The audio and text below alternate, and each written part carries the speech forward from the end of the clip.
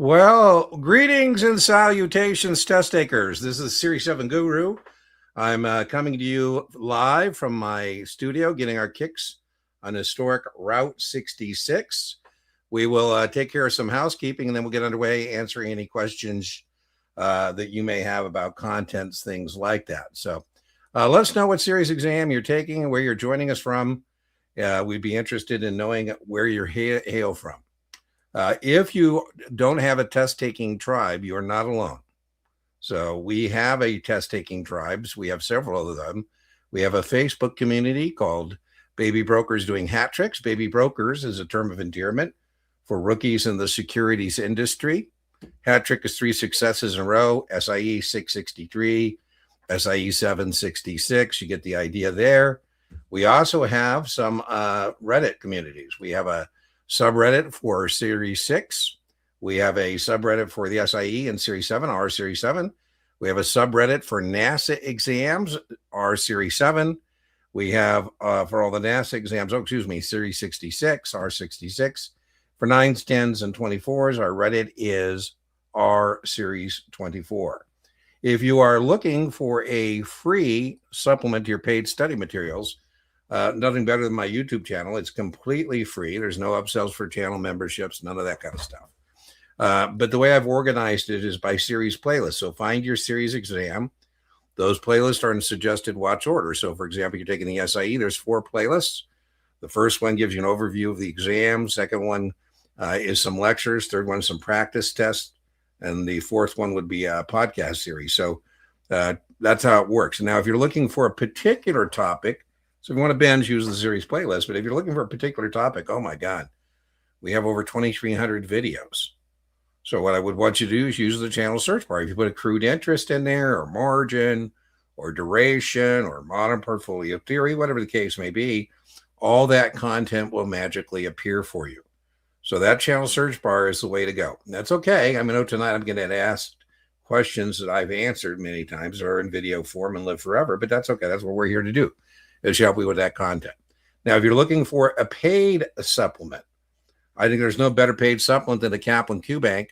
With my Guru 15 discount code for all Kaplan products and services, Series 7, for example, you can get a Q Bank over 3,600 performance opportunities. That's what I call practice questions, and customizable, and it's $55.80. I think it's a pretty great investment. My friend Brian Lee, managing member of Test Geek LLC, is kind enough to give all of our viewers a 20% discount on his content. I think he's a great paid supplement for distillation, from your study materials to the actual exam. That's a video class and PDF, and then I think one of the best practice exams is available. All right, so I think that takes care of our housekeeping. Let's see what we got going on in terms of helping with testing. Let's go here. Take my Series 7 third attempt Thursday. Woohoo! At Esposito's class yesterday, tomorrow. I'm not quite sure I understand that. In Esposito's class, I think I understand that. You were in yesterday, you're going to be there tomorrow. Love it. Between 76 and 85 on my last 5 practice exams. Love that. Should I take one more? That's a hard call because, we want you to be well rested, and you're going to be with Esposito. And I think it would be more important, Linus, I hope I'm pronouncing that right. I would want you to be bright-eyed and bushy-tailed for your next day tomorrow with Mark. I think that's going to pay more dividends than perhaps wearing yourself out by trying to do a practice exam. And if you do a practice test on top of Mark's class, I don't think you're going to go on Thursday bright-eyed and bushy-tailed. So in your situation, knowing Mark Esposito personally, he's a friend of mine and he's a great instructor, I would want you to get the most out of tomorrow's class with Mark. And again, what you're looking is to confirm some issues, right? So in your particular case, remember your unique situation. I'm not suggesting this to everybody, but in your situation, I try and maximize what you're going to get out of Mark's class tomorrow. All right, let's see what we got next. I completely fell off my Series 7 track. Well, that's easy to do. Can you give advice on how to completely overfresh with a plan? I maybe you mean refresh. Well, if you completely fell off the track, what I would say is just start over. There's no sense trying to resuscitate a dead study plan that has gone by the wayside. So I would start brand new with a new study plan And I would start by doing the reading. I would start by reading the book, cover to cover, and as close to one setting as possible, without taking notes, without doing any of that, just to kind of refresh before you then jump into an execution of a new study plan. In your new study plan, then I would do Unit 1, for example, or however your content is organized. Either watch a video before reading Unit 1. This would be your second time reading Unit 1. Watch a video, put a dent in the reading, or watch a video after the reading to consolidate that reading. Then I would do a practice quiz, custom practice quiz, 20, 25 questions. I get a 75, I move on. If I don't get a 75, I don't move on.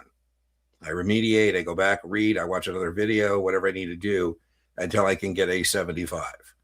Unit 2, rinse and repeat, except when I get done with Unit 2, I'm not going to move on to Unit 3, assuming I've watched the video on Unit 2, done the reading, watched the video, done the practice quiz, and now I get a 75. I'm now going to do a combined custom quiz.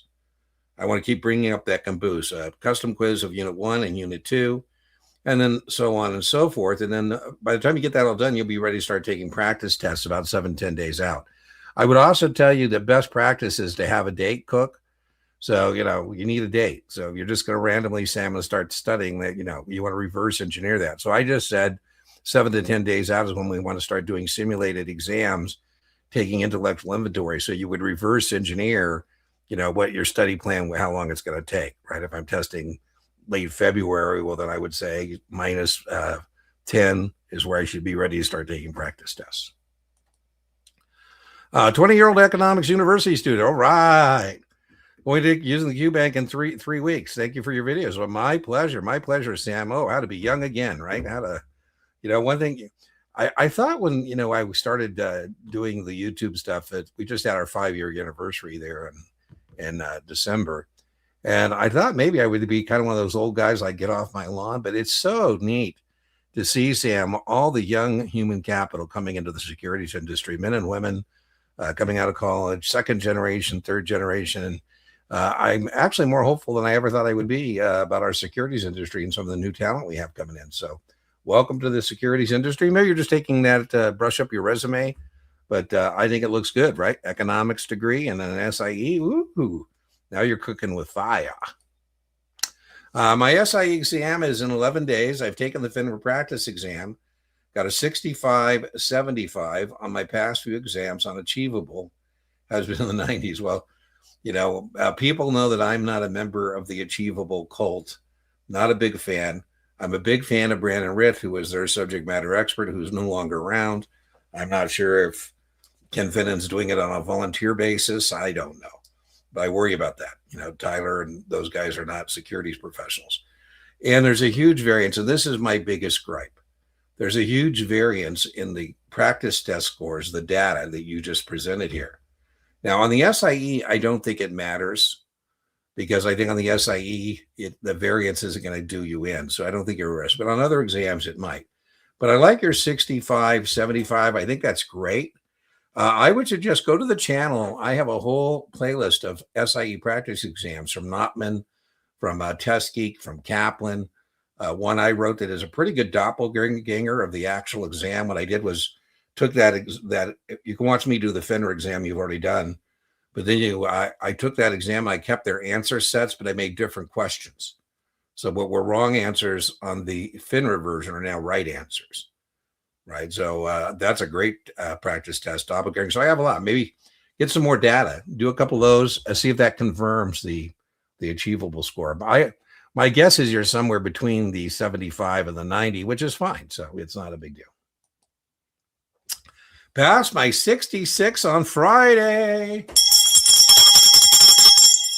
Logan, if you've been with us, you know that the way we celebrate testing victories is we light up a victory cigar. I'm excited because this is my own cigar. People are gifting me cigars and drinks. And last week we had a guy who gifted me a anniversary Romeo and Juliet, and it was not bueno. So let's cut that on your behalf. And we also do a celebratory toast. And hey, this is a student who has sent me the proper gift. I mean, cigars are kind of hard to, pick out. And tonight's toasting beverage is the Yamazaki 12-year single malt. I've never had a Japanese whiskey, so I'm interested to see what this tastes like. And let's pour that. I've heard good. Oh man, it's a twist top. I'm sure not used to that. I can get past that though. All right, so we got our toast for you, Logan. Let's light up our My Father La Bijou. That's French for the jewel. And this is a fantastic cigar. I think it's one of the best cigars in the world. It's made by the Garcia family in Nicaragua. All right, let's finish up what you got here, Hurt. It looks like I need a little bit more fire. There we go. Friday, after getting the 7 done, woo! SIE 10 at 10. I'm not sure what the 10-10 means. SIE 10. Oh, on October 10th. I get it. Fantastic. Just starting the 9 and 10. What a testing journey, Logan. Man, that's a hell of a testing journey. So you're going past the trifecta. You're going past the hat trick. You're going on to the CO supervisor. I do have a playlist for 9 and 10. I've been meaning, Logan, and feel free to give me a nudge. I need to separate the 9 and 10 playlist. They're all in the same playlist. And I think it should be, I should make it series 9, series 10. Of the remaining victories, you need that 10. Oh my goodness. That is a real slog. But if you're 3-0, there's no reason to expect you're not going to be 5-0. So kudos. There used to be, and you probably had old guys like me, Logan, in the office telling you this, but in the old days, there was a 2-year wait period before you would even take the 9 or 10, because you would have to have some, on-the-job practical kind of experience. But now we have lots of people who are going like you, SIE 7, 66, and 9 and 10. Crazy. Oh, damn, Yasha, I hate that. I hate those almost passing. Module 3, my average score was 79. Wow. What would be the best thing to do before retesting? Well, Yasha, I have a podcast episode. I'll put it in the link. You failed. Is it over? Spoiler alert, it's not.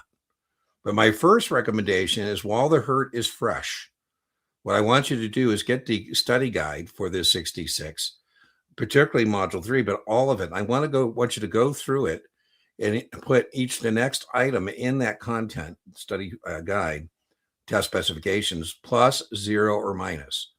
Plus, Yasha, means you felt that was not a problem. You see modern portfolio theory. Plus means, yeah, I know about negative correlation. That didn't do me in. 0 means par. You thought, well, I'm okay, but I could be better. What we're looking for counterintuitively would be minus. You put a minus next to the things you need to work on. So, what we're hoping is there's lots of minuses that are bunched and we can fix it pretty quickly. Now, the other thing I warn you, though, is every test is going to be new. It's a random draw. So you got to move all those minuses to par, all the pars to pluses. And then you can't let the pluses come down, because when people miss the mark more than once, a lot of times it's because they're preparing for the exam they had the last time and they get a different draw, and then they fall apart because they didn't overlearn everything. So you got to kind of create this new study plan, this new opportunity as being brand new, even though we do want to bring up those things. So just pay attention to that. Then what I would do is maybe give yourself a couple days, not long, to refresh and reset. Again, best practice, get that second date so you know when you're going into the cave to slay that dragon. One other thing, usually when people get high, almost passing scores, it's typically sometimes not a knowledge deficit. It could be test anxiety. It could be changing answers. It could be a family emergency. So I don't know what other variables were involved in the mix. And that's why most firms will send you back down there, because most firms know that you put in the work. You were dedicated, disciplined, and organized. Whatever happened, face of death, draw, some family emergency, whatever it is. And that's why most firms are willing to say, hey, go down there and get it done. Passed my 7 last Monday. Woo!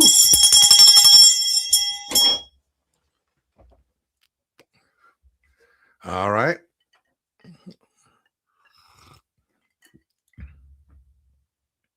That Japanese whiskey isn't bad. Not bad. That's serviceable.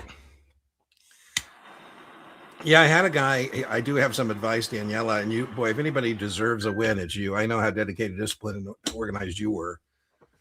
So, kudos. kudos. I know you put the work in. So, I don't know some people well enough to know what effort they put into their making their mark. And I know the effort you put in. So you are very deserving. Ziggy, cancel. I don't know why Alexa's coming up. Ziggy, cancel. Ziggy, go to homepage. All right. Anyways, Daniela, here's the advice. I had somebody, it happens a lot. You wouldn't think this, but people who pass the 7, when they miss the 66, it's a lot of times it's the investment vehicle component. Yasha, for example, right? And I think sometimes what happens, Daniela, and I told this guy in social media, well, how much overlap is there? And I said, well, you shouldn't count on any overlap. Every exam should be treated with the respect of a separate exam, a different dragon to be slayed. And so there's enough stuff there on the 66 on the investment side that looks familiar. But the way they test it in NASA is a different kind of angle they come at it with. So just be careful that you don't rely too much on things that look familiar to you, the overlap on the investment part. Make sure you treat that as an independent kind of body of knowledge that you need to master. Within that too, Danielle, I would tell you where the 66 has some different things is more testable is on analytical methods. That's stuff that wasn't as deep on your Series 7, if at all. That would be, balance sheets, financial statements, sources of financial information. That's a little deeper on the 66. Analytical methods includes future value, present value, discounted cash flow, valuation techniques, price to book. So make sure you pay attention to analytical methods. That's one section on the investment component that is much, much different than your Series 7. Greetings from Chicago. Oh, yeah, man, you're Bears. That's right. I was at the Cigar Lounge for the games, and we have a guy there who works there. Is Alex. He's from Chicago, and he gave up on his Bears at 21-3 and was, in the dump, and then, they came roaring on back, right? Now who do we play? My Niners? My Niners got the Eagles, right? So I think I was telling Alex, I think your Bears need 3 wins to win the Super Bowl, right? They got 2 more in the Super Bowl. Taking the 663, but not sure I should take the 65 or 66. Well, this is an easy thing to answer. The 66 is worthless to you with a 6. It doesn't do anything for you. The 66 is only meaningful if you have a 7. The 66 is a combination of the 63, 65 for Series 7 folks. So easy answer, you need to take the 65 because the 65 with the 63 is a 66, and a 66 without a 7 doesn't do you anything. What a 65 will allow you to do is, be an investment advisor rep. By the way, I've warned you, 65 is a little more difficult than 663. It's Marlena. Lena's Ledger. There we go. I like it. Just out of Venice. No, I love it. We met a few times over Zoom. There we go. Okay. I knew you looked familiar, but I wasn't sure about the Lena part. Meet you yesterday. I am very, it's very hard. I now that I know you sent me an email, I will go find it.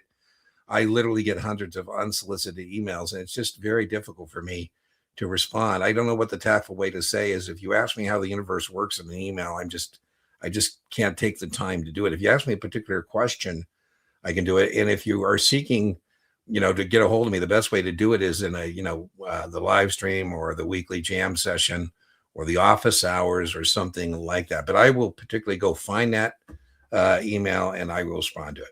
But I am a very hard man to reach. Almost all my stuff I should say everything on YouTube is free. My booking page, almost nothing is free. And I'm completely booked for 2-3 weeks out at $3.95 an hour.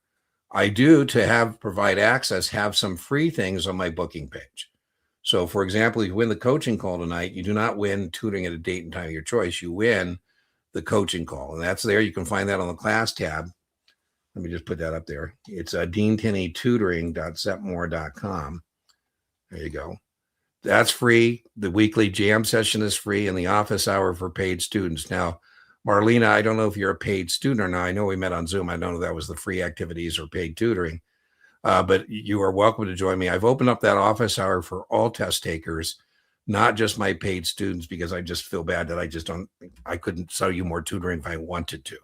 So anyways, feel free to go sign up for that office hour or that jam session. And I apologize. I will find your email and respond accordingly. Yeah, Chris, I'm doing my live stream.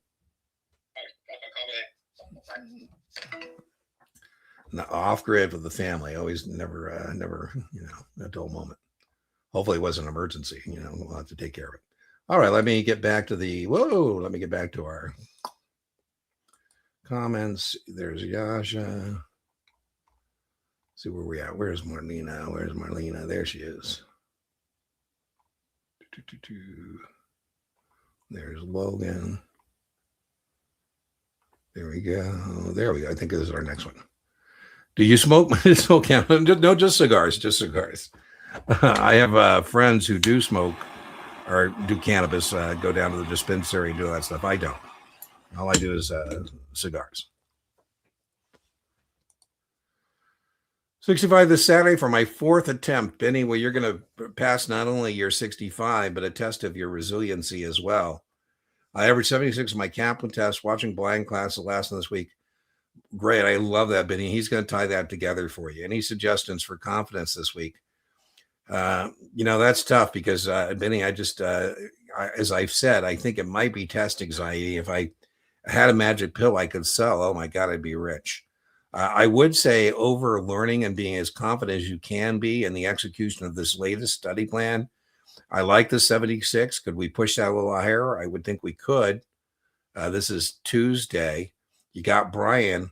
Reach back to me, Benny, Dean at guruexamprep.com. Let me know how you do on Brian's practice test. His practice test has very strong correlation to the actual exam. So I'd like to see where that falls in with your Kaplan exams to confirm that score.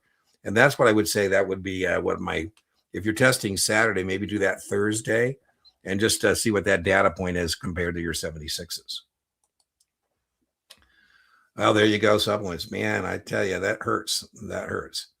An angel fund question. I've never heard of an angel. That's first for me on debrief. I thought it's not tested. I don't know. I've never told anybody it's not tested because I never heard of it before. I know what it is, but I've never heard of it being on the test. My go-to says they're in the 2000. Well, angel funds are really like your friends and family kind of investors. So I tell you, I run an angel fund. It means, me and my buddies throw in, well, it depends who your friends are and your buddies and how much money we're going to be able to have available. But it's usually seed financing before we actually raise professional capital, I guess is the way I would say that, right? So an angel fund invests very, very early in a company's life stage, even prior to venture capital. But that's good debrief. I don't know if you remember what the actual answer set was or the question, but I'd be interested for sure. And a lot of times too, it could have been a distractor, right? I don't know. What I mean by that is maybe angel fund was in the answer set, and that would not be an answer that I would pick based on, what is an exempt reporting advisor or something like that. It could be a hell of a distractor. I like it. Distractors are the technical name for wrong answers. And, guys who write content, I used to write a lot of content for Kaplan and others.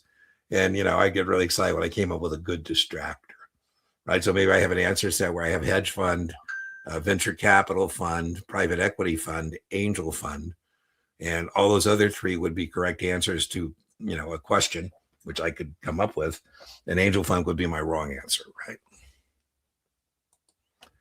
right? Never had Japanese wheat. Yeah, I think it's tasting pretty good, actually.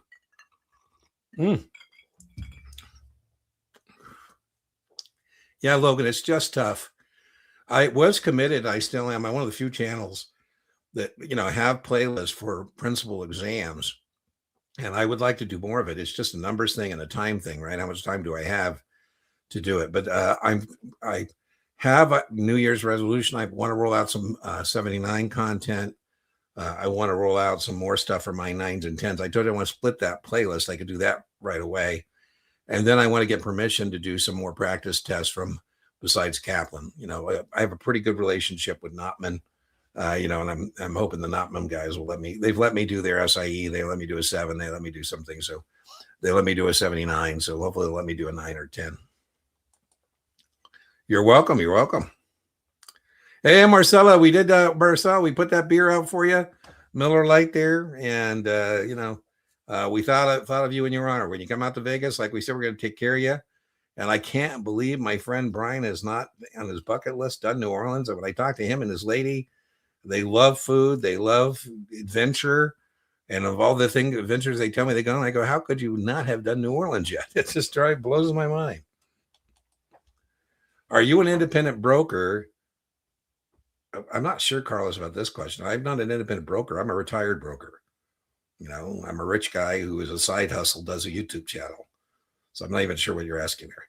Am I an ML agent with a high ranking? No, I've never been in network marketing. My brother's been huge in network marketing. I've never been in network marketing, multi-level marketing, where do you want to call it? So none of those questions apply to me. Past the Series 6 Friday. Woo! 63 this Friday. Very quick turnaround. I like that, though, Sabrina. I think when people take too long in between exams, I just was talking about this in social media. I said, if I were somebody who's still, to answer the previous question, I had my own brokerage firm. It was called Gama Global Investments, named after Vasco da Gama, the Portuguese explorer. And I had people I was hiring, Sabrina, I would want them to get that 63. Like if they tested and made their 7 or 6 on Monday, I'd say I want this done by the end of next week. So there's no need to delay that. Took my 7 last Wednesday, and the exam looked, oh, man. Well, hey, way to overcome, Alex. Adapt and overcome. Adapt and overcome. Love it. Love it. I shouldn't take my sip until I read the last part. I love it. The correct answers were sweating out of me. Alex, I used to have a beard, and when I had a beard, I always thought I was great because when I needed an answer, I go, oh, it's in my beard somewhere. I had a young lady, Alex. I thought her answers were in her hair because she would twirl her ponytail whenever she needed an answer. So I like that. Your answers were sweated out of you. That's the hard way. That's the hard way. I take the 65 on Saturday. So I just brush up on week sessions of the Kaplan book or take Cuba. No, I think you need to do practice tests. Again, if I were your corporate trainer, Eric, I'd say how many more practice tests are I'm going to get from you, not quizzes. Quizzes at this point are a waste of your time. I think week sections, I'd want at least 2 more practice tests, and I would like a score of mid 70. So that would be no more than 1 a day. So you do 1 Wednesday. You should spend as much time on remediation as doing it. That's Thursday, remediation, Friday. You take that last one and see how you do. So I wouldn't recommend either of those. I would want practice tests with remediation would be the last thing I do in these closing days. I do at least 2. By the way, if in doing those practice tests, you do identify areas of remediation, then by all means, then brush up. But week sections shouldn't be based on quizzes. It should be doing the intellectual inventory on the practice test. And that's what you're doing, right? You're identifying the areas that need to be brushed up. So that's what I would want. I want a practice test score. Then we go over it. Is there commonality, what you're missing? Are there weak areas that we can remediate, bring up to par? We do our next one, and then you should be good to go. I would like more data. I don't know if you've done any practice tests, but that's what we need, a practice test score at this point, right? 7 to 10 days out, practice tests. Not just, to do them to randomly learn stuff, to find out where you're weak and keep building base. Studying for the 66, took a 3-day class with Kaplan with you. Woohoo! So Joe, thanks for joining me. I do 1 class a quarter. I don't do the SIE anymore because it's just, it's too much time. I do a 7 once a quarter, and I do a 66 once a quarter. So Joe, thanks for joining me for that. It was funny. There's been a change in the Kaplan faculty, and Kaplan hires Guru Exam Prep LLC. I'm not a Kaplan employee. And so when they had this new faculty, head of faculty call me, I've never seen a time card from you. I go, I don't have a time card. You'll never see a time card from me because I don't work with time cards, and I'm not your employee. So, oh my God. Should I, 56, not good. Below 60 means we have a knowledge deficit on your latest. Well, I don't know. I'd like to know what was the variables around that 56. What I would like to have you do is do another one, right? I had a guy in a similar situation. I said, well, we're not sure if we should worry about that 56 or not yet.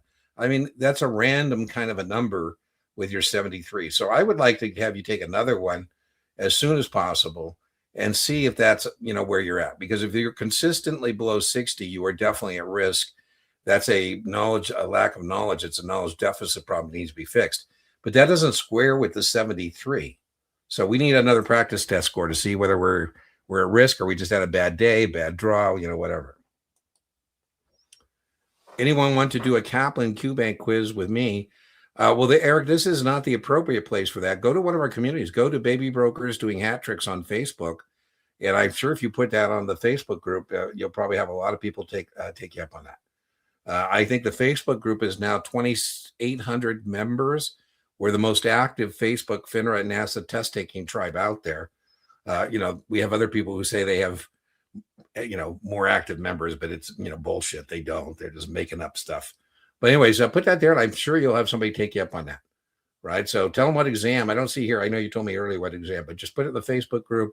We have the Reddits as well. The Reddits aren't as conducive to that as the Facebook group is, so see what you get there.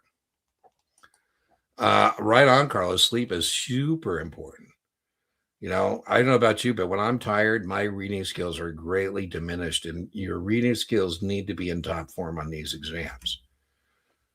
Every weekend I take the New York Times quiz. They have a history quiz, and then they have a current events quiz. And I know when I'm tired, I'm missing those questions just because I'm tired. And I'm not reading the full question. A mantra we have here on the channel is read the full question, read the full answer set. Do as I say, not as I do. And so I'll be, Carlos, doing one of those things. I see dinosaur, and I got to place it in a timeline. And so I put it like, in the, before the Renaissance, and then find out I'm wrong because I didn't read the question. It was like, when did they discover the first dinosaur fossil in Utah, right? I just saw dinosaur. Oh, the easy one, man. Boom. I got it. So Carlos, this comes up a lot too. On social media, I take a little heat. And here's what I take heat for is because you have to stay up the night before. Now, I know tigers can't change their stripes, and I have people I work with who just are incapable of not working all the way up to the deadline. But your point is such a valid one. The days of cramming the night before are over. There's nothing to be accomplished, and you actually go backwards. So I had said to people, somebody had said, if you watch the football games today, you might fail the test tomorrow. I said, that is so ridiculous. You should not be in a position where on Sunday, testing Monday, you can't watch a football game because your study plan, for all intents and purposes, ends. If you're testing Monday, it ends on Saturday afternoon. Sunday morning, just keep your rhythm. And then your point, Carlos, sleep. That's the most important thing. If somebody's on this live stream right now and they're testing tomorrow, what I would tell them is, depending on what time zone they're in, get off this live stream and go get some rest because that's really, really important. So, Carlos, great point. Couldn't fit all of that in the last message. Love it. Joe, I think that's a great investment. I told you, Brian's a master distiller of the abridged between all that study material. My God, there's like 1,000 pages. And then, the exam. A lot of times people ask me, well, Brian didn't talk about this. And I go, well, probably if he didn't talk about it, I wouldn't worry about it. I mean, because he's editing. He's trying to get you the most, kind of condensed version of what you're going to see on the test. Any advice on the 6? Well, I like your backup plan, Ezra. I wish more people would consider that. Most firms would consider that because as a step back, it's still a step forward because you can start earning. So I'm assuming, I joke in the securities industry, if you're poor and you deserve to be rich, there's no better industry than the securities industry. And I know not all of us are going to go into sales, but, getting into production, it can be very important. And so I always like that 6. If I miss my 7 to fall back on the 6. If you overland an SIE, I think, Ezra, you can almost pass out of a 6. So I think the 6 is going to be a lot easier than your 7. I like it. I like that. And, that 7 is still out there. And most firms would say, I don't know what your firm is, but if I were your, sales supervisor, I would think, wow, this is a cool kind of a way to get this done, right? Then you can approach your 7. I love it. There, need cash flow. I love it. Strictly commission. That makes sense. So I get it. So I think that was a good call. I think that's a good call. Get in production, make some money, and then, revisit that 7. Love it. I had a Franklin convertible fund, a Franklin growth fund for 29 months. So I love Franklin. Franklin Templeton's one of my favorite, fund families. Well, I started out as a retail broker and ended up becoming an institutional broker. But when I was a retail broker, all I did for almost a year or two is just sell Franklin tax-free funds. It was probably, I think a 12-year-old could sell a muni bond fund, right? Hey, doctor, you interested in tax-free income? I had a guy, Raphael Constance. He's retired from Franklin, but he was entire. They're really strong on bonds, and he had retired, and I just thought he was a great guy and manager of the muni bond. But anyways, this guy needed help on his 24, and I said, "No worries, we're going to drag you across the finish line because I have to pay it back." My Franklin wholesaler, Carlos, I would have never made it without him. I would have never made it in this business without my Franklin wholesaler teaching me how to sell a mutual fund because I was pretty clueless when I started out. So I love it. I love it. What would you recommend for a person taking their 7 the fourth time? Oh, I have about a month to study. My last time I took it, my score was a 70. Oh, Connor, that hurts. I don't know. I mean, we just got to let those previous battles that we lost go and just start anew with this fourth time. I think over learning it would be what I would do. You said fourth time, about a month. Okay, so I don't know. Month is kind of I don't know if you're a full-time studier or part-time studier. If you're a full-time studier and you have a month, I would execute an entirely new study plan based on the principles I discussed earlier. If you're not a full-time studier and you got a month, I think I would jump in or kick off it with a practice test just to see how much residual information's out there. And then I would target the areas I know are target rich on the Series 7. Munis, options, and mutual funds is 60 to 70 questions. So maybe focus on those areas. But take a practice test and at least see where you're at, three testing sessions out from before you start. Because of ML companies, that offer exams. I don't know how many MLMs are still out there. Primerica, I think, and then who's the guy who's big on YouTube? He had I think he started at a company was network marketing. Hey, I have nothing against network marketing. I know a lot of people. I told you my brother was huge in network marketing, multi-level marketing, and get on top of the pyramid. Woo! Our business is kind of like a pyramid, right? So, and so I'm not opposed to network marketing or multi-level marketing. And most of those companies do indeed. It's based on you earn, right? You earn. And again, people at the top make a lot of money, right? So, in our business, the securities industry, there's people who have attacked, that industry as a whole. But I think there are some legitimate players in that space. And I'm trying to remember who it was that they were going after the guy, and he said, "Hey, I'll come talk to you. It's not what you're totally confused about what we're up to." Past the 66. Woo! Well, thank you so much, Sam. As I always joke, I come into your life for a reason and a season. The reason is hope you pass your exams. The season is how long it takes. And, I get that. So, the metrics on YouTube are such that, they don't care about subscribers because, I've had people say, "Hey, Dean, it's been a good journey, but I'm over, so I'm unsubscribing." I get it, man. Not a problem. And I've had people like you, Sam, say, "Hey, I'm going to keep subscribing, and I still like the shorts." I've been posting, Sam, a lot of shorts lately because, long story short, AI, the company that I use to hold my data, has told me I've reached my data limit, and so I need to delete, what they're storing for me. And so I've had an AI agent go through that data and create me shorts before I hit the delete button, because once I hit the delete button, it's gone forever. So if you love the shorts, you got a few more coming in the next couple of days. What did I major in, Ezra, at Arizona State? I love my college experience. In fact, they kicked me out. They told me, "Hey, Dean, you got to get out of here. You got to make spots for other people. You got to matriculate." And so, Ezra, I said, "Well, what do I have enough to major in?" So, I didn't have a plan when I went to college. I just like going to college and learning. They said, "You have enough for a bachelor's in literature and a minor in history and philosophy." I said, "Okay, well, that's what I'll do." So I have a major in literature and a minor in history and philosophy. And I enjoyed college very much so. There you go. Got a 76. I like that. That'll work. Just did one. Okay, well, we need some more data. We need more data. More data. I finally passed my 7. Woo! Now listen, we have some people here who, we had a guy Vince who I just loved, and I was so excited because he got it done. And I always say, when you pass after having the misfortune of those early fails, you not only have passed the test, but you've also passed, more importantly, a test of resiliency. And that bodes well for your future in the securities industry as a whole. And, I got so excited, I had to tell people, we're not recommending that you go take this thing 2 or 3 times.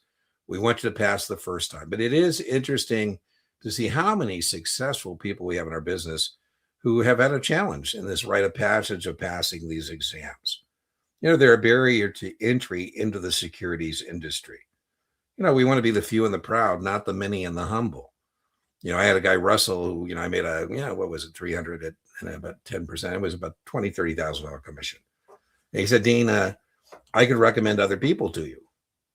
And I said, well, that'd be wonderful. He said, and I'd like a piece of that. And I said, well, that's wonderful too, Russell. I said, here's your books. He goes, what's that? I said, that's the study material for the SIE, the 7, the 66, and here's your U4 you need to fill out. And he goes, well, I don't want to do that. And I said, well, I didn't think you did. So all I can say is thank you very much, right? So this is a rite of passage, to a certain extent, a barrier to entry into the securities industry. So you can't get too much of your self-esteem wrapped up in it. You just got to keep going at it and demonstrate that resiliency that we've talked about, right? One of my best brokers took the test 5 times, and he would go out and tell people, hey, if anybody knows this stuff, it's me. I had to take the test 5 times, which is proof that people invest with you because they like you and they trust you, not because you can pass a test. I think this is kind of stupid. I know a guy who sells his tutoring services. Listen, I don't put that up there and I don't brag about it, but over the years, I've had to take these exams, more than one time in and out of the securities industry. And obviously, if I had a problem with an exam, that would be, a red flag. But anyways, I missed a couple on my last time through. But this guy brags as a tutor that he got a 94%. And I kind of think it's weird because I would think, well, all you prove it is you're a big jerk as the guys who wrote the test. And I'm not so sure I want to spend hours with somebody like that. And secondly, if you worked for me, I'd say I'm supposed to supervise you. And how am I going to supervise you if you're, smarter than me? We don't give passing scores anymore. You only get the mark if you miss it. But anyways, like I say, a lot of very successful men and women have had challenges passing on the first time. What's your go-to tips for testing anxiety? I put in a lot of work into studying from I'm not one of those rah guys. I don't have a magic pill. I just think working, when I put in the work and I'm dedicated and I'm disciplined and I'm organized and I have put in as much effort as I can, I find that my anxiety level falls a little bit. So I would say, try and overlearn, make sure you're getting a higher practice test score than maybe. Listen, I had somebody, she knew the information. I was tutoring her, and when you're tutoring, I give you my cell phone number so you can get a hold of me. And she called me on a Sunday, and I said, listen, you have 60 seconds starting now. This is not good. You need to calm down. I wouldn't mislead you. If I thought you had a problem, I would tell you.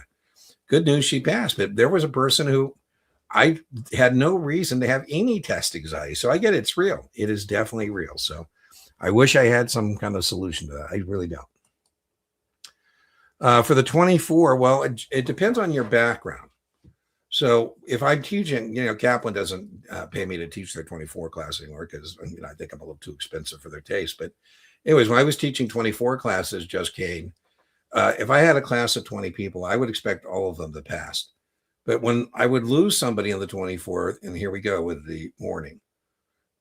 When I lost somebody in 24, it was usually somebody who had their 7, 10, 15, 20 years ago and are doing packaged products. They're working in mutual funds, T. Rowe Price, American Funds, Franklin.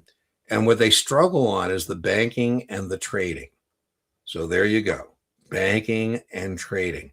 Now, if just you are a banker or a trader, they struggle with the retail component of the 24, but it's not enough to kill them. So, so I guess it's on your background. Assuming you're a packaged product person, it's been many years since you took the 7, then you are at risk. And again, people who miss it don't miss it by much. You are at risk, and then the trading and the banking would be where I would focus my efforts. Get a real handle on the bid and the ask, and types of investment banking transactions. Let's see. Going to use STC and Test Geek for 66. Good choice. I'm just starting to study tomorrow. How should I map out my plan for studying over the month? Well, we've gone over study plans earlier in this episode, but you first want to read the book that comes with your STC, right? Then you want to start working your way through the chapters, doing chapter quizzes, identifying whether you can move on to the next unit or chapter or not. Now, you do that by doing a custom quiz of 25, 30 questions. About 7-10 days out, you should start doing practice tests. Save Brian's Test Geek practice test for about 2 days out, because that should be your last mark. And that has very strong correlation to the actual exam. So there you go. So tomorrow, you're studying tomorrow, start by reading. I would like to read the book cover to cover. And sometimes people are incredulous. They go, how long is it going to take? I said, well, set your clock for an hour, start the reading, see how many pages you read in the hour, then, divide the book and you'll figure out how many hours to do that. I would say maybe a week. Don't take too long to read the book. Don't be taking notes. You just want to do the recon and get the lay of the land, so to speak, terroir, see what it looks like. Failed my 7. Oh, man, damn, that hurts, Alex. That hurts. Using Kaplan, I answered based on judgment, not study material. Well, in situations like this, Alex, now remember, if you put something in chat, it's on blast. I don't replay chats when it goes on the channel, but so if you don't feel comfortable, don't tell me. I'd like to know what your QBank usage rate is. What I mean by that is when people tell me that they are considering another vendor, whether it's STC and they're considering Kaplan or vice versa, I would want to know what your QBank usage rate is. There's a very strong correlation to QBank usage rate and passing or not passing the exam. Now, Kaplan, the QBank, is 3,600 plus questions. And somebody previously asked me on the 66, what would I recommend? Again, it's a buffet. Take what you like, leave what you don't. I, as part of my study plan on these exams, always intend to exhaust the QBank. To exhaust it. That means my usage rate would be 100%. Whether it's SEC, Kaplan, achievable, doesn't matter. That's what I'm shooting for. So what I would like to know is, what was your QBank usage rate? How many of those 3,600 practice questions did you do? Now, listen, if you tell me all of them, then yes, then it's kind of like we need a new coach, right? When they say the coach loses the locker room, that means nobody's listening. And so if you're using Kaplan or STC or anybody, sometimes you do need to change it up. Maybe you say, Dean, I'm reading it. It's mush. I've seen this question 50 times, then I would get another test printer. So to answer your question, should you switch to STC? I'd want more data. The biggest data point I would want is your QBank usage rate on Kaplan before we consider moving on. Because if you tell me 50%, that means 1,800 questions you haven't seen yet. 16 cheat sheet. It's I think it's Brian, I think, does the best job of correlation to the actual exam on all of his practice tests. And as I joke, I wish he wouldn't call it his cheat sheet, because I'm afraid somebody's going to leave it in the exam and get in trouble. But those things are wonderful, little quick sheets. I know Brian gets upset because now people are copying them. Not test takers. He has no problem with that. He's offered them for free. If you want one of his cheat sheets for whatever exam you're taking, just send Brian at testgeekexamprep.com, and he's more than happy to provide that to you.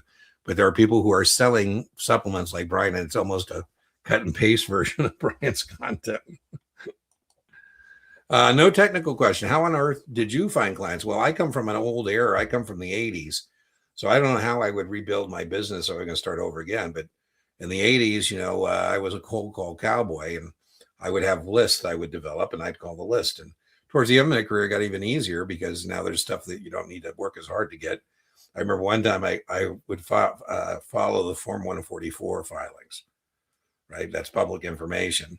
And, I would always put those people in my database, and I call them. And one time I called the guy, Ezra, he said, I happen to be very liquid. Such a coincidence you called. I said, well, it's not a coincidence. The reason I called you is I saw you're 144. How many shares you intended on selling? So I think everybody's a little different. Nowadays, I just saw Merrill doesn't even teach cold calling anymore as a technique. But I have a book on Amazon, I think, called Baby Brokers. I think I go into a little bit of prospecting, but I think it's outdated. I don't know if it would work in today's environment. I was a product guy, so I would, maybe this just work, whatever it's worth. Building a relationship takes a longer time in a bigger scale of commitment.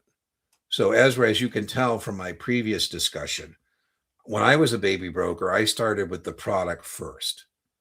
In other words, I would call doctors and say, hey, doctor, are you interested in tax-free income? I have a Clark County GO bond paying 7%, because I thought that was a little easier than, why should you transfer your account to me kind of thing. So that sales cycle, is a little quicker. That was on the retail side. When I became an institutional guy, oh my God, the institutional sales cycle is so long.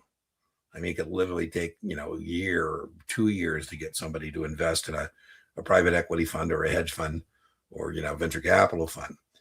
So a little different on the sales cycle. There's a guy, Nick Murray, who I'm a big fan of, and you might want to check out some of his publications. He's somebody who does teach sales training, and a lot of firms are big believers in his books. And so check him out. I think he's got some great books. Well, by the way, he's got very expensive seminars too. If you don't want to read the book, you come to a 4-day seminar. You're welcome. I got my 663. Woo! And then my 765. And failed my 6 decent times before that. Well, there you go. Caesar, that's just what we were talking about, right? Caesar is now in the business, and that's what's important, right? That at some point, you get it all done. All right. I love that. I love that, Caesar. By the way, thank you so much. Part of these Tuesdays is also just to, buck people up. It's a morale boost. So people who are victorious test takers are always welcome to join us. And, because in the old days, the old days, I sound like a pioneer, we would have like cohorts of 40, 50 people taking the exam together, Schwab or Vanguard or, Fidelity. If you had a bad day, we could buy you lunch or, buy you a cocktail after work. But a lot of people now have gone remote. And so I think it's much tougher now to get that sense of camaraderie and fellowship as you take these exams. So as I said, you're not alone. You can join us here Tuesdays. You can join us on the Facebook community. You can join us on Reddit. And then I love it, Caesar, when people like you come in. And it was the last person, I think it was Carlos, that have a good recommendation, can help those people who are, you don't have to have a question to join us for the live stream. You can just come hang out if you like. You can get your cigar and get your cocktail. About SIE tomorrow. Well, as we said, you need to get some rest. I don't feel confident. It's not bueno. Not bueno. Too late for that. You got to be confident in the execution of your study plan. Got to be confident in yourself. Most importantly, you got to be confident in your answers tomorrow. Don't be changing answers. You got to be confident in your answers. So what I want you to do, JR, PGX, I'll just say JR, 100% pass rate. Before you go to bed tonight, maybe you want to do it now. Maybe you want to do it after our live stream, 100% pass rate. I want you to go into your bathroom. I want you to look in the mirror. And I want you to say, mirror, mirror on the wall, who's the greatest SIE test taker of them all? JR, JR, JR, hoorah! Right? When you wake up tomorrow morning, before you head off to the exam, same thing. Once you go to the bathroom, mirror, mirror on the wall, who's the greatest SIE test taker of them all? JR, JR, JR, hoorah! Right? Now, even maybe, 30 questions in, you go into the bathroom and, do it again. Well, good news about my friends at Notman. Notman is tougher than the actual exam, and so is Kaplan, right? So you're going to be, I think, we would like a higher score, but there's many test takers who get 60 plus and pass, more than who fail. So if I were betting, I'd bet you're going to pass tomorrow if you don't panic. If you stay calm, cool, and collected, I think that variance will bring you over the top, and I think you're going to pass tomorrow. But you got to make sure that you are taking care of business and trying not to be too, you want to be confident. Fake it till you make it, right? I don't know what to do before I sleep. You just, you got to put it away somehow, some way, whatever you want to do to relax. Maybe smoke a cigar or have a nice scotch. I don't know. But you want to try and get some rest. So there you go, man. That's crazy. I love it. Well, Caesar, I thanks for joining us because that's just fantastic. Love having you, man. I told you that says how resilient he is, right? And resiliency is really, really important. So, if if you miss your mark, the way to attack that is not to give up. It's to, damn it, I'm going to go get it done. Right. So, how much do I know? I don't know what you mean. How much do I know? There's two types of knowledge people. There are hedgehogs. Hedgehogs are guys like Dean who know a lot about a little. And then there are foxes. Foxes are clever people. They know a little about a lot. So in some areas, Ezra, I am a hedgehog. When it comes to FINRA NASAA exams, I'm a hedgehog. I know a lot about a little. It's a niche. In other areas of life, I'm a fox. I know a little about a lot. People are surprised about other things I may be aware of. I think if I were going to tie this into your previous question, I think a CFP is very important in terms of today's world and building a book of business. So the CFP is a much different deal. It's in modules. It takes a lot longer. Yeah, I think it's more difficult, not because of the content, just because it's a longer process. And I think you definitely should get that. I told you I was a product pusher, so that was just about the time the CFP was coming important, and you could go right and take a CFP or go left and be doing transactions. I chose the institutional route. Again, the transactional route rather than the relationship route. Well, thank you. Relatable, given yes, all my stuff. If it wasn't, I would take it down. I hate this question. If there was something on my channel that wasn't relevant, I would take it down. The test hasn't changed in 3 years, and you'll find there are other videos. If you put 66 in there or your content, I'm making videos all the time. I got 2,400 videos. I've made probably 10 in the last week. So yes, if it wasn't relevant, it wouldn't be on the channel. Yeah, we got Spotify podcasts. There we go. Love it. Oh, I love this. RJL. You're joining us on LinkedIn. That's I love it when people join us from Facebook and LinkedIn. Our preferred platform is YouTube, but I always love that. Failed the 7 twice. You don't look like a guy who failed the Series 7 twice. I love that profile pic. Captain liked it. Now using training consultants. Now Kaplan part-time. Yeah, well, just I'd like to know more about the previous data points, right? What were the fails? Were they close? Let's see. I'm just reading again. Part-time, 62 and 68. Well, I like that. So you've got a 6-point improvement. We get that 6 more points, and we get this done, right? So 62, I think you're on the low side of knowledge deficit. 68, who knows? Any given draw, maybe you have some other draw, you would have made it. So I would rinse and repeat. I don't think we need to do anything drastic here. I think we just need to do what you did from 62 to 68, do it again, and I think we're done. So if you're part-time, that's tough. So you just got to carve out the time. I call it a study block, either morning or afternoon, or when you're going to get this done. Apart from the textbook, well, obviously the biggest supplement I recommend is my YouTube channel. And then as a supplement besides my YouTube channel, that's free, I would recommend Brian as a paid supplement and Kaplan QBank as a paid supplement. Yeah, when very rarely, when somebody gets high scores and they miss their mark, one of the things that we look at is, did they memorize the questions and answers rather than learning the content? I just posted a short today that it's a fool's gold. I get this question all the time. Who asked the questions most like the actual exam? That is a fool's errand, and it's gonna make you miss your exam. That is not the appropriate thing you should be looking for. You should learn the information, the content, so you can deal with any kind of question you get. So your intent isn't to memorize STC or Kaplan because you think they have the questions that most reflect the exam or pass perfect. Your job is to learn the information, right? I mean, think about it. You're going to go out and help people with their investments.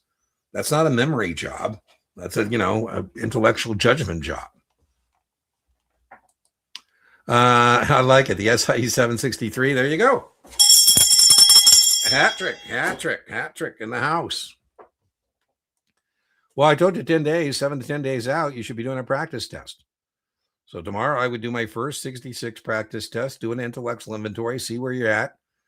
Because what's going to happen is the timeline in your study plan is going to start to collapse on you. Right? I always joke if there was an Act 6 Scene 1, there would be a comedy and not a tragedy. When you're watching, plays, there's 5 acts and 5 scenes, and the act 6, scene 1, everybody's on the stage is still alive, but the timeline collapses, kind of like an option is wasting assets. So 10 days out, you want to take a strategic pause here tomorrow, do a practice test, because you're going to lose those days pretty quickly. That time decay is going to hit. And so you want to really do that, see where you're at, and then plan it from that, make that decision about what you need to do for the remaining 9 days. What do we call that? T-9, T-10. Yeah. Now you know what to do before you sleep. There you go. All right. Love it. Love it. Love it. We got a lot of victorious test takers in the house. Victorious test takers in the house.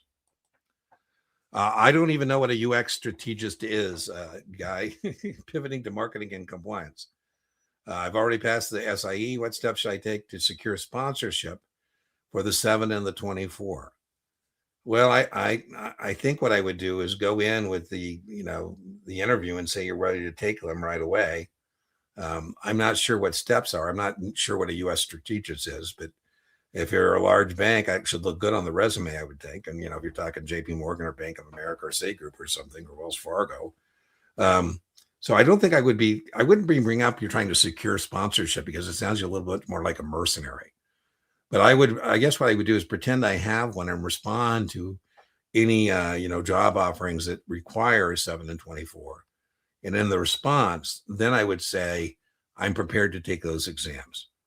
Because, that would be, I think, pretty impressive. Is there any way I can explain in simple Rule 144? Yes. Larry Ellison owns 1 billion shares of Oracle.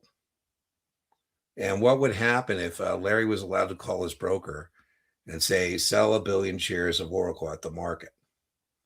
The public market would collapse.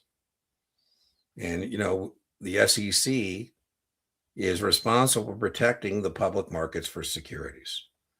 And so what 144 says is to officers, directors, and principal stockholders, they're always going to be subject to volume limitations about how much stock they can dump into the public marketplace. And before they do that, they have to file Form 144. So at or prior to selling any Oracle stock, by the way, this applies to his son, David Ellison. It applies to his daughter, Meg Ellison. Those are considered affiliates. He's an officer of Oracle. He's a director of Oracle. He's a principal stockholder. He owns like 44%. So he's going to file the form. In that 90-day period, Larry could sell up to 1% of the outstanding shares of Oracle, or the average of the last 4 weeks trading volume, whichever is greater. A good way to remember it is 1, 4, 4. 1% of the outstanding stock, or the average of the last 4 weeks trading volume, whichever is greater, up to 4 times a year. Second component of 144. Where did Larry get the stock? If he bought that Oracle stock in the public marketplace, there is no holding period. He doesn't have to hold it 6 months. But if he got it directly from the issuer, Oracle, didn't get in a public marketplace, then he would have a 6-month hold before he'd be allowed to sell it. Larry was invited by Elon Musk to sit on the board of directors of Tesla. So he joined the board of Tesla. He is now an insider of Tesla, right? Insiders are people who can control decisions of a corporation, officers, directors, principal stockholders. To show his support for Tesla, he bought 5 million shares of Tesla in the public marketplace. There is no hold on that Tesla stock. He doesn't have to hold it 6 months. He's always going to be subject to volume limitations. He also received stock directly from Tesla for sitting on the board. That stock is restricted in terms of the holding period 6 months, right? So very testable in all the exams, 144. Woo! All right, looks like we're coming up to our drawing. So it looks like we're running a little over tonight, but let me see what else we got here. And then we'll do a drawing. And, if you win a coaching call. You just show up, you'll get a Zoom link, and it'll, then I show up and you can talk about whatever you want to talk about. There you go. Mirror, mirror on the wall. Who's the greatest test taker of them all? Lisa. Woo! I've had my essay on freedom. You get 50s. 50s are bad. And an 81. Well, there you go. Now that's great. That's kind of weird. In a good way. I mean, I think it's good that you have 50 quizzes. As I said, quizzes aren't as important as practice tests, so that's pretty good. Benchmark's pretty tough. Failed the 7 twice. I think I answered this. Reread the book. I'm always a fan of rereading. Particularly there's been a space between that because now you're probably a little more informed about what's important or not. So I will always say reread the book for sure. Sophomore in college, I love it. Study materials, I'd go Kaplan. And, Kaplan I got a great SI East content. No, that's great. There's enough, Eric, to be honest with you. If you go and look at my SIE playlist, you'll find there are all kinds of people there recommended who just use my playlist for the SIE to pass their exams. I've got enough content to actually pass. But you do need a study manual at QBank, and I would recommend Kaplan. Will I ever collab with Ken Finnan? No, I would never collaborate with him because, Ken is not on the level. He has hijacked the URL that is the Series 7 Guru and was redirecting that traffic to him that was meant for me. When I called him out on that again, he hops in his time machine and now he's redirecting it to, something a little more innocuous. But until he's on the level, there's be no reason for me to collaborate with him. There's other things. I'm not sure if I should let the statute of limitations run out on some of the other crazy stuff he's done over the last 5 years on my channel in terms of trolling and fake accounts and fake subscribers on his own page. So the answer is no. Who knows? What they say, never say ever. I mean, if, he comes to, he repents and starts playing and competing on the level, who knows? That could change, I guess. SIE tomorrow at 10 a.m. Any pointers? Well, Madden, we've been saying, get some sleep. You want to be rested. You want your reading skills in top form. Internal wholesaler. Well, there we go. Well, if you maybe you'll make external someday, right? But wholesaling is a great job, I think. Who knows where you're wholesaling for? But if you can ever make it to external, then that would be big bucks, right? Institutional sales, I did. I sell ETFs. Okay, there you go. Is it possible? I think it's always possible, but I kind of just made it up as I went. I didn't really have a plan. It worked out okay, but a lot of people have a plan. So if I were an internal wholesaler, I first would work on becoming an external wholesaler. And if that's at your firm, available, that's what I would tell people I want to do, right? By the way, for all of you who are joining us and don't know what a wholesaler is, I would highly recommend you just go ask your person. Somebody told us they're at, a network marketing kind of a broker dealer. And trust me, wholesalers are a resource for you. That's somebody whose job at like Franklin or American Funds, their job is to go get selling agreements with other broker dealers and help brokers sell their product. They are men and women who are very professional and they know their stuff. So I would reach out to ask them to take you lunch, whatever. Well, I don't like doing practice exams all day, Madden. I think no more than one a day. I had a guy who was bragging that he did 5, and I go, well, that 5th data point isn't reliable. So I don't like doing practice exams all day.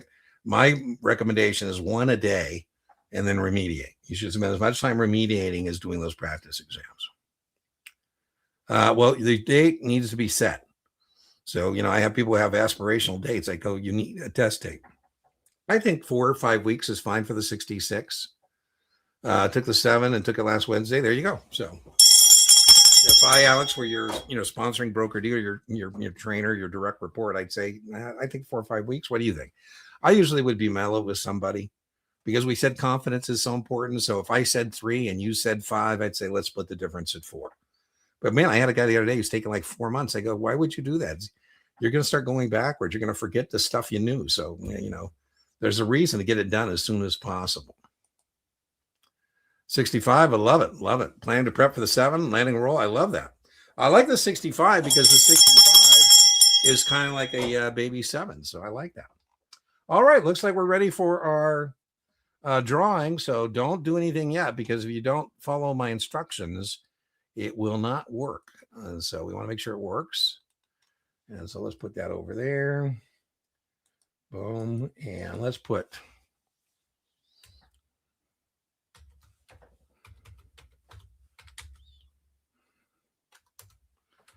You got to put this, don't wait till I get it there, but you got to put it exactly how I'm going to put it up there. So let's see.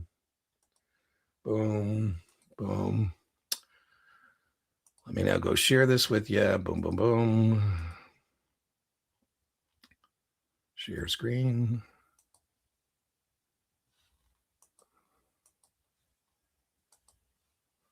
Okay. Ooh. So you want to be in the drawing for the coaching call, you need to put it into the chat, mirror on the wall with an exclamation point. It's got to be exactly how you see it on the screen. If you don't put that in the chat, when I do the spin the wheel, it won't pick you up as participating. So mirror on the wall with an exclamation point. Oh my goodness. It looks like we got a lot of things came in after we did that. So I'll tell you what, after we do the drawing, I'll circle back and answer what remaining questions. Yeah, Marcel won like 5 times in a row. I know, Marcel, everybody thought it was fixed because you kept winning, and it's not fixed. I can't control the wheel. But I think I owe him like 5 hours of tutoring, right? All right, we got any more entries? Last call. Last call. All right, boom. I saw you, Marcel, go by. Mo, you go to deantenneytutoring.setmore.com and you go to the coaching call tab and you can register for that coaching call. So you go to deantenneytutoring.setmore.com. That's my booking page. Don't try and book tutoring. Go to the class tab and you will see coaching call for drawing winners. And that's where you get your Zoom link to claim your winnings. All right. Now it looks like I have some people who have some more questions. So let me see if I can clean up this real quick before we call it a night. Past the 65, that was the last one. Well, I don't know about the goat. Anybody who talks about that is usually not the goat, right? You never see Michael Jordan saying he's the goat, or any tips for me? I think if you're joining us late, I said depends on your background to take the 24. If you're a package product person, make sure you power up on trading and banking. Let's see. Okay, looks like we got 2 more. Well, I wouldn't be surprised you could be based in New York City. I mean, a lot of people are based in New York City. Oh man, I wish I was bilingual. I made the mistake of taking French in college. I should have taken Spanish. If I could teach in Mandarin or Espanol, this stuff, I could charge whatever I want. I might only have 1 student, but I love wholesaling. I think it's a great career. 66, a lot of time feeling super anxious. Any tips for last day and a half? Well, as much as possible, just try and keep that in check. Right? We said keep it in check. I don't have any more information from you, but it depends on your practice test scores. And I always think the day before the exam, you're kind of done. So maybe, the day before the exam in the morning, you keep your rhythm, but I wouldn't be doing anything other than I try and get some rest. Well, usually when you're trying to get your practice quiz scores up, that means you need to do more reading. You need to watch more videos. You need to lay more base in that particular topic. I practice quizzes are the same remediation. Remediation is going back, doing the reading, watching a new video, doing that kind of stuff to get those scores up. All right, everybody. Well, remember, inch by inch, your exam is a cinch. Yard by yard, your exam is hard. As my friend Brian would say, make sure you take the test. Don't let the test take you. For those of you who are testing tomorrow, you take this test. Don't let this test take you. Go in there confident in the execution of your study plan, confident in yourself. Most importantly, tomorrow, be confident in your answers. Don't be changing answers. All right, everybody. I'll see you next Tuesday. Bye-bye.